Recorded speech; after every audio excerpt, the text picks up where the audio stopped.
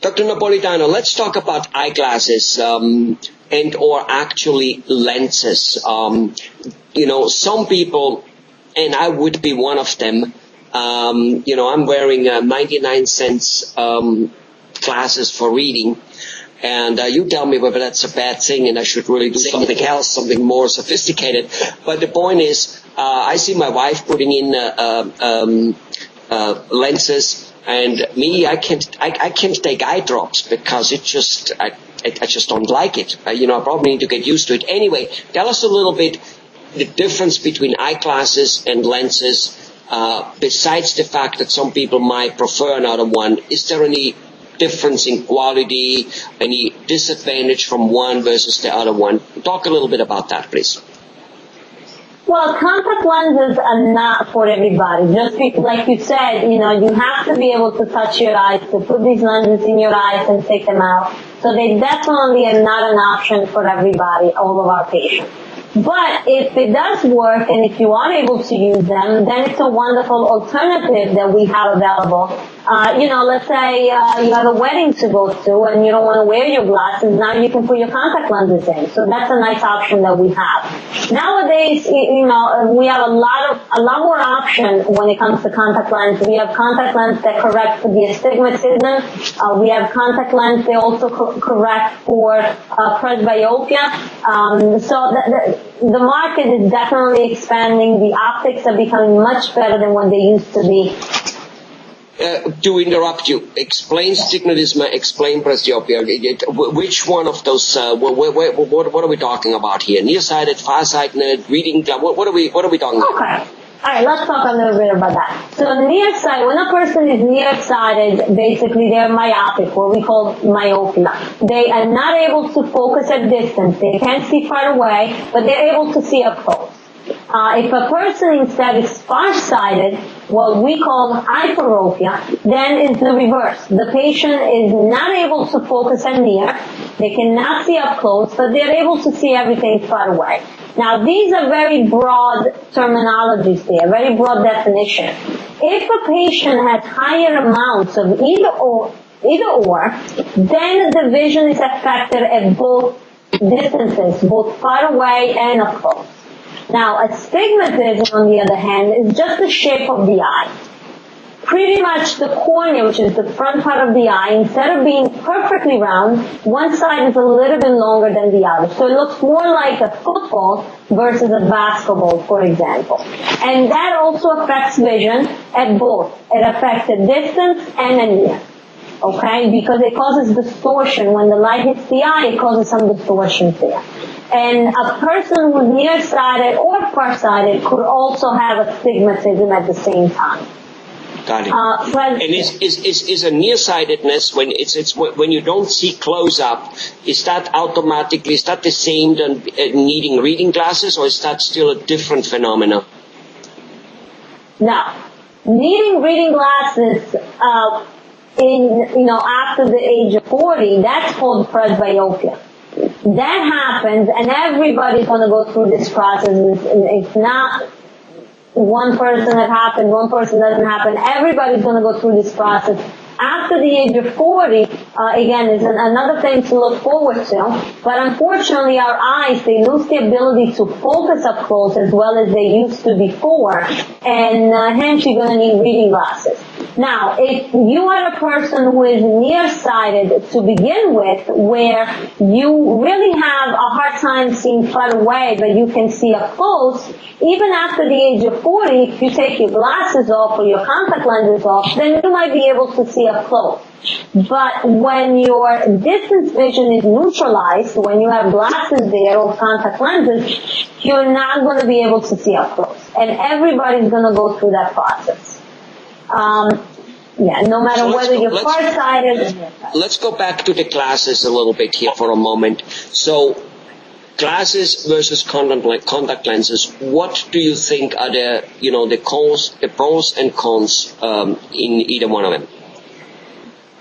Well, contact lenses, let's talk about contact lenses first. As I was saying before, it's a wonderful option that we have available to us. I'm wearing contact lenses myself right now. The mistake a lot of people do, that I see in my practice is overuse of contact lenses. Contact lenses, they're very safe, they allow clear vision, but it's still something that goes in your eye, that it should not be there. Therefore, it should not be used for 7 days a week. It should not be used when we go to sleep at night. And it should not be used from the moment we wake up to the moment we go to sleep. There should be a time where your eyes during the day are without any contact lenses in, so that the eye can breathe on its own and can relax.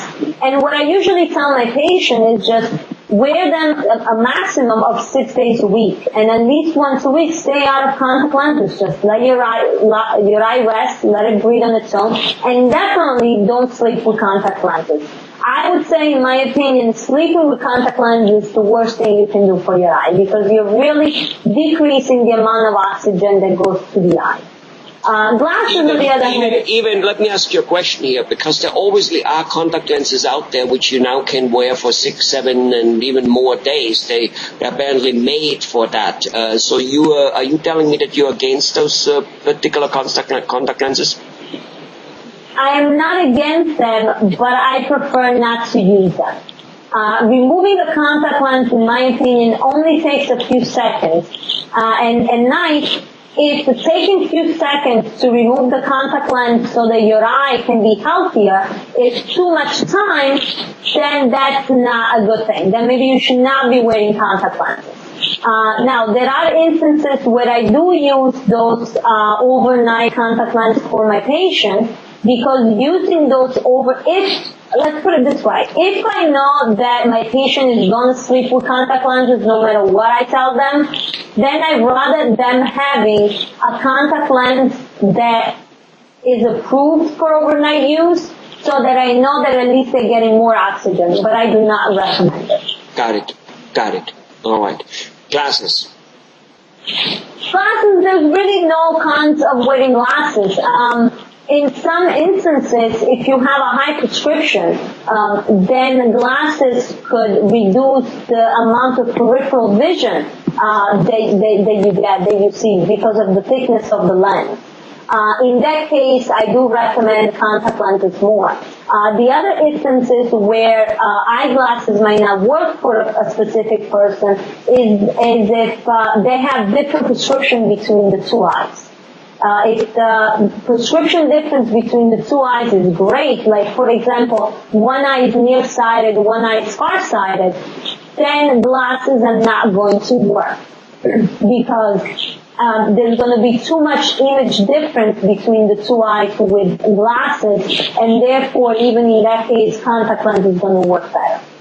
Got it. What about the people who need, I guess, what's called a bifocal, nearsighted and farsightedness? On an average, I mean, let's forget about the patient's preference in terms of looks, because, glasses become very good. They're a fashion statement, so there's nothing, it's not like in the old days where our parents or grandparents where, a glass was definitely a bad thing. They look good these days.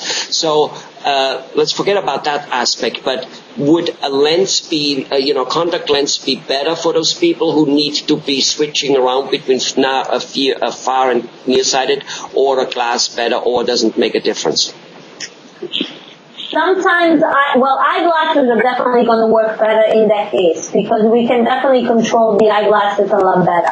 Contact lenses, we do have contact lenses that also correct for what we talked before, the presbyopia, when the person needs maybe glasses for far away, and now they're over 40, and they also need glasses for up close. So those are called the multifocal contact lenses. We do have we have them available. We do use it. I do a lot of multifocal contact lenses in my office. They don't work for everybody, but I would say on 75% of my patients, we have a great success with those lenses. My patient is able to see far away, up close, computer, everything, and they're very happy. And sometimes they just don't work. Sometimes because due to the optics of the lens, to some of my patients, that lens just does not work. So in that case, the only option that we have at that point is to use eyeglasses. Got it. Well, all right. That's lots of information about glasses and contact lenses. I mean, it looks like the problem can be solved in a few different ways, and it looks like that depends on the patient's preference or the patient's ability, such as, like me having probably a hard time putting in lenses since I don't even want to keep the eyes open when I shower or go into the swimming pool.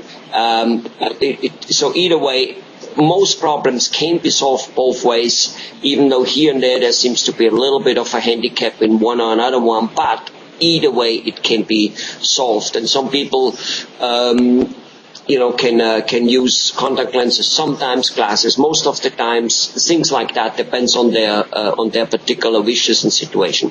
Sounds great. Thank you very much.